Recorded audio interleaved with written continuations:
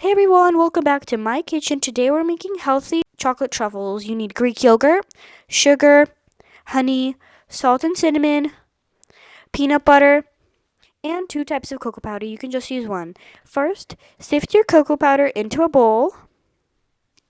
Then, microwave your honey for 15 seconds. Then, add it into the cocoa powder and mix. Get your Greek yogurt. Then put in your peanut butter, your salt and cinnamon, and your sugar. And then you're going to mix it all up. Then save a little bit of your cocoa powder mix. Then add your Greek yogurt to the cocoa powder mix and mix it up.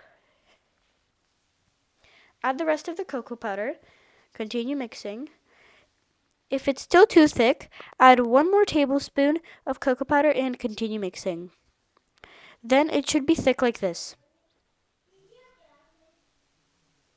Then wrap up your mixture in plastic wrap. Then put it in the fridge for 2 hours minimum.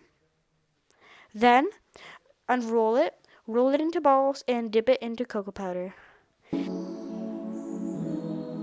This is the final result. Thank you for watching.